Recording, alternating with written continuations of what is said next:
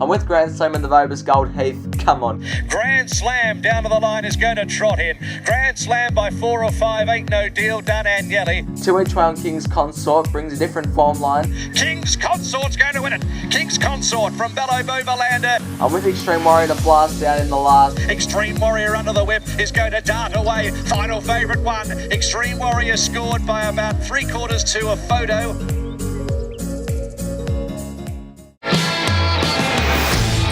Hello everyone and welcome back to another race day preview. We're racing at Sandown this week and the card is highlighted by the listed anniversary Vase to be run over the 1400 metres. We're going to get straight on with things. Let's get into the first. Race 1 is a 2-year-old handicap over the 1,000 metres, and Hellhound, who's already had the race day experience, is a $2.40 favourite, just ahead of ZORRO'S for Linda Meach and Mara and Eustace at $4.40. But this was Hellhound's last start win at Terang. This was a 2-year-old maiden over the 1,000 metres, so it's one of the distance before it's settled off these horses and absolutely charged home late. The horse that ran second, Biographer, is owned by James Harron, and his horses are usually pretty good, so it's been a good one. They've run a time of 56.78, which if you don't know how fast that is really, really fast. Whether it's something to do with the track or not, I'm not sure, but I think Hellhound is the one to beat. I'm quite confident in its chances. I made it the best of the day in on a card where there doesn't look to be many best chances. So 35 to win on Hellhound. Port Albert can definitely win. Gate 3 might be beaten for speed early, might find itself in a tricky position, but can win. ZORRO'S shown potential in its jump outs, and Royal Invader in for 4th. But I'm with Hellhound in the first at Sandown. Race 2 is a benchmark 78 over the 2,400 metres. The favourite is the NEPHEW, $4 it is, and it's drawn the pole, $4.60 for WITCHACHAR Star and $5 for AGNELLI. This was the NEPHEW's last start effort at Sandown in a benchmark 78, so it's the same class. This was over the 2,100 metres. It was second up on this occasion, got beaten by the South Australian Derby favourite in Detonator Jack. It stormed home from the back, the NEPHEW, and I think third up will be Peking, is fit. Up to the 2,400 metres looks ideal. The only little query is gate 1, how far back it'll get. It'll need to get off the fence, but usually the best horses win over the long distances regardless of luck. So I'm with the NEPHEW, couldn't go past it. But the way I'm playing this race is a 5 each way on BLANDFORD ladder. I reckon that's the Valley in the races. 1, 2 on the trot, 1 at Flemington, 2 starts back, and 1 a maiden hurdle last start. I'm hoping it can make it 3 in a row with Matty Cartwright in the saddle heading into the Warrnambool Carnival. WITCHACHAR Star in for 3rd was a good run behind Point Nepean last start, and Nordic Pride got to carry the big weight, but can win. I'm with the NEPHEW.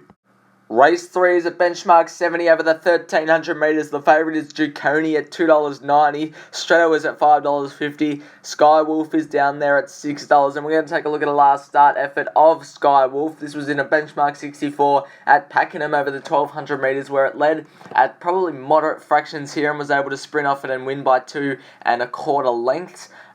Didn't beat a whole lot and rises up in class on the weekend, but it can take the rise in class. It'll go at a faster speed than it did here, considering the big field on the weekend and also the amount of speed on. But I'm hoping from gate 3, John McNeil can just slide it up to the lead, and hopefully, yeah, it can kick off it and win. So I'm with SKYWOLF, just ahead of Stretto for a very close second. Failed last time, not sure what was wrong with it, but 2 starts ago for Jamie Carr in a benchmark 64 at Sandown. It was utterly dominant. If it can get back to that form, it'll definitely be running well. Air Defence will get a long way back, but charge home, and I thought JUCCONI was a tad short, has to overcome the wide draw. I'm with SKYWOLF in the 3rd race at Sandown for John McNeil. Race 4 is a fillies and mares benchmark 78 over the 1,300 metres. Agreeable is the $4.60 favourite, a wide open race. Lavina and Commands the Field are both at $5. This was a replay from 2021 May. This was Lavina's first up effort in a benchmark 70 over 1,200 metres. Now, I was not confident with this race at all, and the only reason I picked Lavina was because it could run on a heavy track and it was good fresh. It draws terribly. Gate 10, I have no idea where it's going to get. It'll probably race wide without cover, but if it can find a position, I definitely think it's the one to beat. Fresh, it's good. Heavy track, it loves. So I've got Lavina on top in a race where I'm not confident at all. Ocean Mist will be getting a long way back from gate 9 with Brett Preble in the saddle, but will be charging home late. Commands the Field is in good form. Bo Mertens rides gate 8, good chance and Agreeable.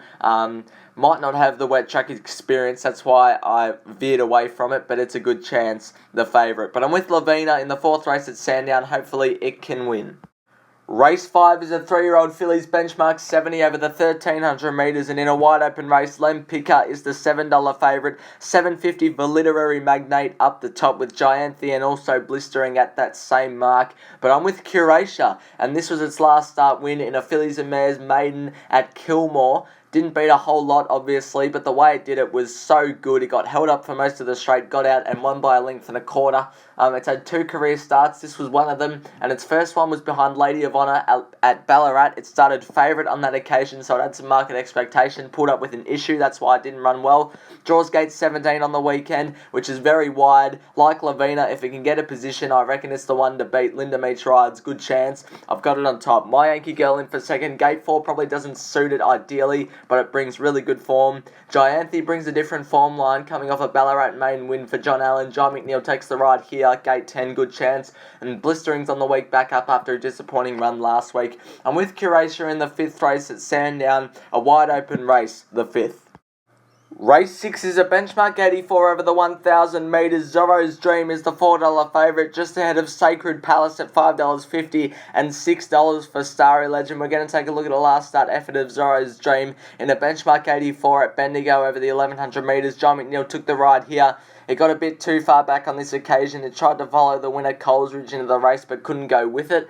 I think back to the 1,000 metres really suits this horse. Draws gate 9, so we'll be getting back and charging home late. Logan McNeil claims the 3 down to the 56 kilos, which is good for this horse. With the big Sandown hillside straight, I hope it can just soar over the top of them late to win, and that's why I've got it on top. Just ahead of Sacred Palace, who's my second selection, is also a back marker, but it was a good winner at Terang last start on speed. Jared Fry takes the ride this time. It's a good chance. Lady Solly I prefer to see around Moonee Valley, but it likes the wet track and it's on speed, so it's a good chance. And Pravro with the 52 kilos is a chance in the wet for Josh Richards over the odds. But I'm with ZORRO'S Dream in race 6 at Sandown. Race 7 is a 3-year-old handicap over the 1,600 metres. Belle Savoir is the $3.60 favourite, just ahead of Flash Feeling at $5, and GUNDEC up the top is at $7.50. Belle Savoir and Sonora come out of this race at Caulfield, won by Adela Moore. This was over the 1,400 metres here. Belle Savoir finished off well, and I've got Belle Savoir on the top on the weekend. It's just going to get the ideal run from gate 6 with John McNeil in the saddle. Up to the 1,600 metres looks ideal. It's won twice on soft ground. It's only been on soft 5, so it's a bit of a query on a wet track. But I still think it's the one that beats. Screams out for 1,600 metres. Will be charging home late and hopefully it can win. 20 the win on Belle Savoir. Sonora beat it on that occasion, so it's got to be some sort of a hope. It is proven on the wet track as well, so gate 2, T.O. Nugent can run well. GUNDEC has to carry the really big weight of 60 kilos compared to the rest of the field, but it will be on speed and can win. Flash Feeling draws gate 1, which is not ideal at all, but it can also win. I'm with Belle Savoir in race 7 at Sandown. Race 8 is the listed anniversary Vase over the 1,400 metres. REGARDSMAREE on the week. Back up is the $4.20 favourite, just ahead of Buffalo River at $4.60, and EXCELIDA is at $5.50. This was Buffalo River's most recent jump out at Flemington. It missed the start a little bit considering it was off gate 1, and it really dug through to finish off the jump out well. From gate 7 on the weekend, hopefully it can push to the lead. This horse needs to go at a genuine tempo for it to have any chance. Loves heavy ground or wet ground in general. Jordan Childs takes the ride, 60 kilos on the back. Well, maybe not is not ideal first up over the 1,400 metres, but in a race where there doesn't look to be one standout, I had Buffalo River on top. REGARDSMAREE just draws a bit too wide for me to have to get a bit far back or risk racing wide without cover. Billy Egan rides, but it's still a very good chance off its last start win. Thought of That comes into this race. First up, gets Linda Meach, which is ideal. Gate 2 will be burrowing through to be nearabouts the lead, and EXCELIDA in there for 4th. I'm with Buffalo River in the anniversary Vase. Race 9 is a benchmark 78 over the 1,600 metres. Eagles Craig is the $5 favourite. So Davy is at $5.50, and we've got Vitruvius at $7. But we're going to take a look at the last start win of our Lone Star at Sandown. This was on the Lakeside track. This was on a soft 7, so it's proven on wet ground. And although it was an on-pace bias on this day, it still won really well. Marimenko is a decent horse, and I think our Lone Star's over the odds on the weekend. Alana Kelly claims 2 down to the 55.5 kilos. Up in class, but I reckon can take it. Gate 9 will be on speed, and I think it's over the odds. It's paying $23, so I was happy to take $3 each way on it. Sir Davy in for second, draws a tad wide, but by that stage of the day, it's not so bad to be out there. It was a good winner in a benchmark 70 last start. It's going for 3 on the trot. Vitruvius was a good first up run last start. Whether it's going to be forward enough second up, I'm not sure. And Duke of Plupton absolutely loves wet tracks, so I've got it in 1 each way at $71. Good luck at Sandown on Saturday. I'll see you next week.